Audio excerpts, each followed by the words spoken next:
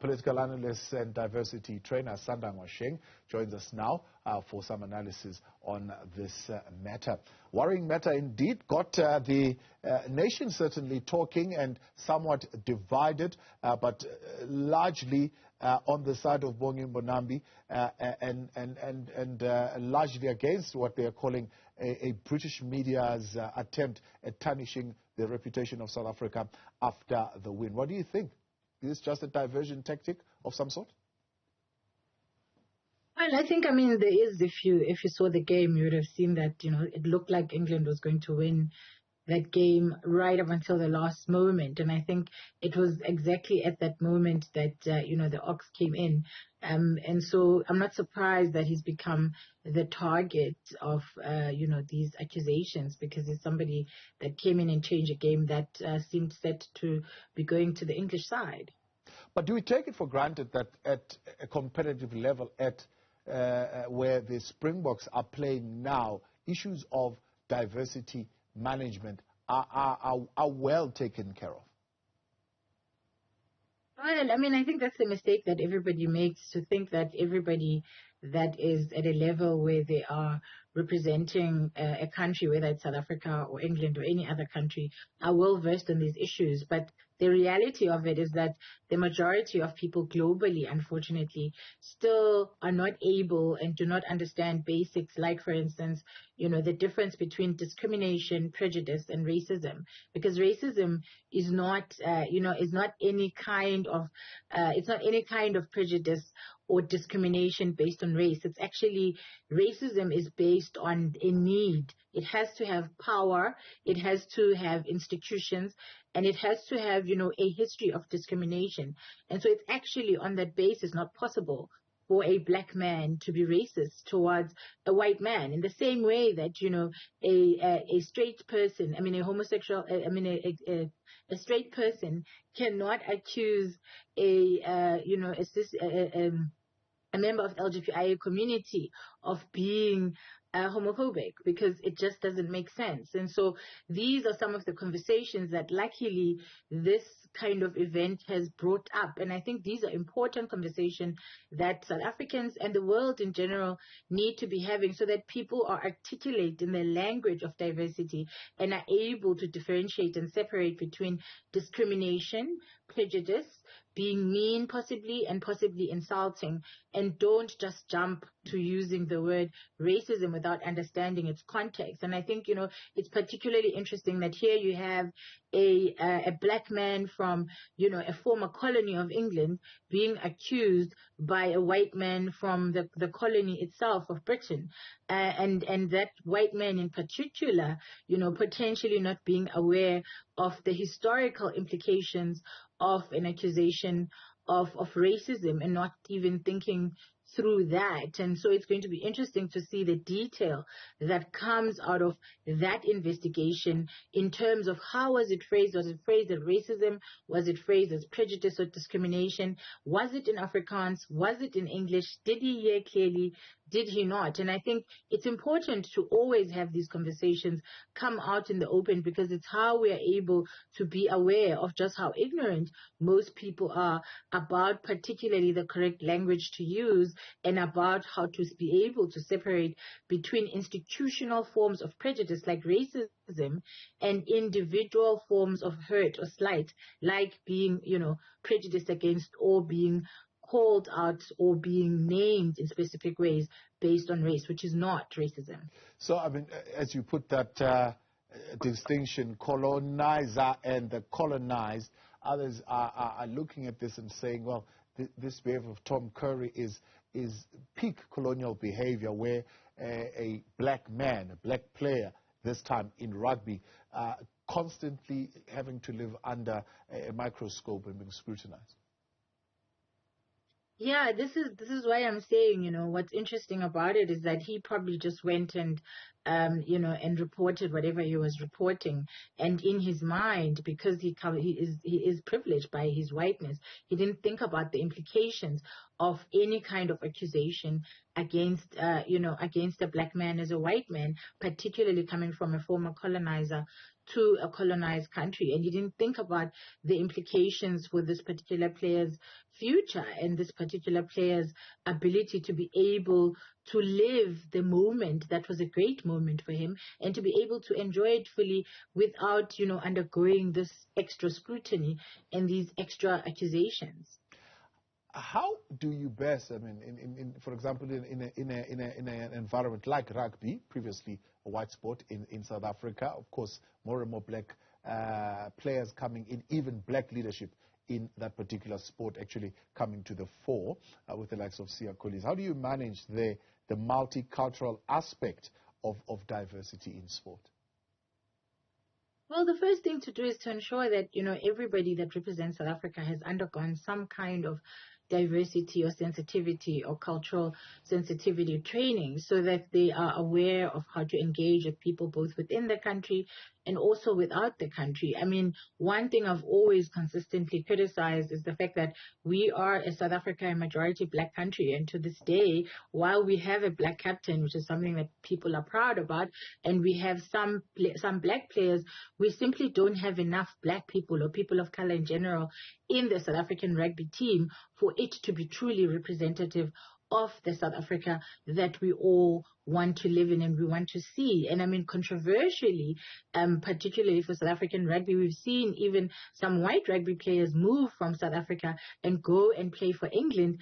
And some have even alluded to the fact that they didn't want to be denied an opportunity to play by, race quotas. And so this is the nature of rugby. Rugby is a very racially charged sport, particularly because it is a sport that comes from the colonizer and it is a colonial sport, to begin with. And so it's always quite interesting to see what happens when we engage with the sport and to also see our own ignorance as South Africans coming out in people not being able to understand that, first off, a charge of racism from a white man to a black man actually shouldn't even be a thing if we understand the Webster Diary, which requires, a system that is based on power that black people simply don't have in this moment and haven't had, unfortunately, in the history of South Africa and of the globe and of colonialism. Likely not going to be really explicitly charged, as you put it, for racism, because the rugby law 9.12 would speak of a player must not verbally abuse anyone. So largely going to be a charge of verbal abuse more than it would be of racism.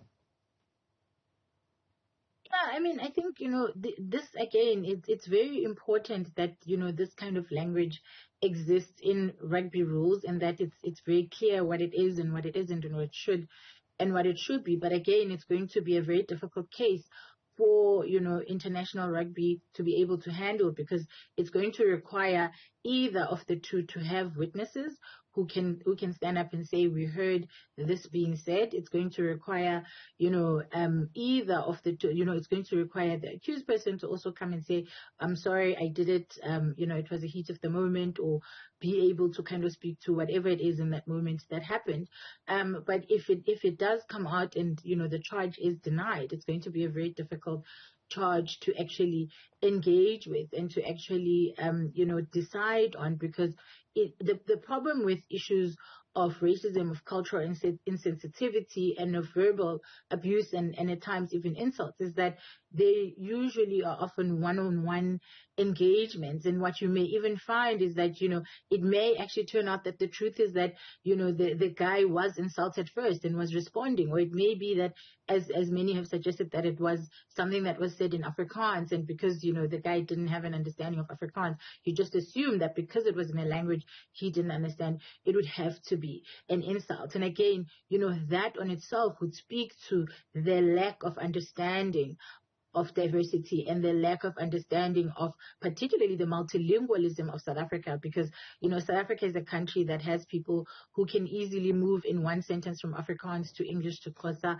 and to Sepedi or any other language. And so it wouldn't be out of place for, somebody to use, various different languages when engaging people, whether those people understand that language or not. And that's something that, in England would have to kind of teach its players about, that people, on an international field, people should be able to speak the languages that they speak as long as they're not insulting. And so that's why I'm saying it's going to be a difficult one, because they're going to have to prove that there was an utterance and that it was in whatever language and that it means the thing that the player thought that it did. So let's come back then to our own politics here in South Africa and as they are playing out currently on social media. Is this going to be a rallying point for all South Africans, kind of like the match on Saturday, where we are at least united in our support for the Springbok, or is this going to be, again, a point of division? Well, I mean, it's likely to be on some level a unifier where people just want to rally towards one player being South African and the other being English, and therefore not one of us, as it were. But it is, as particularly social media and particularly X, Twitter, or X as it's called now, it is likely to disintegrate into, a racial war of words, as it were, because, as I said, that most people don't understand that it isn't possible for a black person to be racist against a white person. They can be prejudiced, they can be mean, they can be insulting, they can be nasty, but black people can never be racist against white people. And so that's going to be a tough one for a lot of people to swallow, because the Africans still hold on to this idea that, racism is something that can go both ways. And it's quite interesting always for me to see that we seem to understand that, only straight people can be homophobic, while, people who are members of the LGBTI community may have internalized racism. Internalized homophobia. It's understood to not be the same as homophobia. But when it comes to racism, somehow we can't seem to make that connect. And until we make that connection and until we understand that there isn't a world in which black people can be racist, we're going to continue to have these inane conversations that really end up nowhere and really take us nowhere. And I think it's only once we get to a point where we understand the difference between individual instances of insults and hurt and intergenerational prejudice that is backed by institutions, and in this country would have even been backed by rules and laws. And when it comes to England context, would have been backed by, the rules and laws of colonialism against South Africa and the natives of South Africa. And so, of course, in England and the South Africa game is always going to be something that's going to bring up old wounds, and that's going to have us having these conversations, which is great and is important, because we always need to continue having the conversation, but we also need to start having more kind of complex conversation, more nuanced conversations, and conversations that take us forward in terms of how we understand these issues, rather than being stuck at a very basic kind of level where we think that racism can be a both sides thing. So at a personal level, just picking up from your comment earlier on how you saw the Ox coming in and being a major factor in that semi-final, do you think this particular incident threatens to overshadow South Africa's Rugby World Cup semi-final victory? Well, I think when you look at British media, particularly, they are, and they're not a media group that takes kindly to any kind of slight against, the country team. And, he is likely to face some tough media, and he's going to have to be very strong, and he's going to have the support of the South African Rugby Union and the support of the international rugby community in order for him to be able to move past this. And I think, it's important for me to state that I think if he did throw an insult, that it's something that will need to be engaged with, and it's something that he would unfortunately, or not unfortunately, it is something that he would have to engage with, and something that he would, at the very least, he should have to apologize for, because we also can't, in a country and in a climate where we're saying, racism, prejudice, discrimination is not allowed, we can't then condone it, because it wasn't labeled properly or it wasn't understood properly. And so if it is indeed that there was an insult that was said, there will have to be engagement about that, and potentially also engagement about whether that was the only insult that was given, or whether there was the game itself had a culture of insults flying across the different teams. And then the conversation or question then will then become what would then make his particular insult more, aggrieving than other insult that would have flown before. And again, that takes us to the conversations around who has power and who's allowed to be boisterous, to be, engaging in kind of whatever you play is normalized in these rugby games.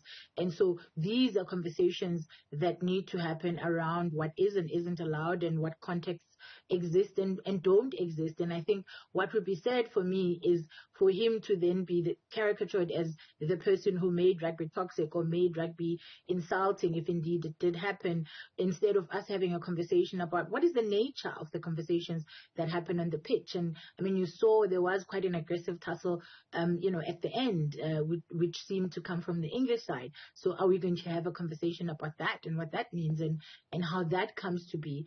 And also we could have conversations about even toxic masculinity, which is something that's always on the surface of something like rugby. And so there are many conversations that need to be had about who we are as a country, but also as the world, and how we engage with each other, particularly in important and crucial moments like this, particularly in moments where it seems as if everything kind of is hanging on a thread and each team is hell-bent on winning and, gaining the national pride. Asanda, Ngoasheng, appreciate your time. Thanks so much for coming on.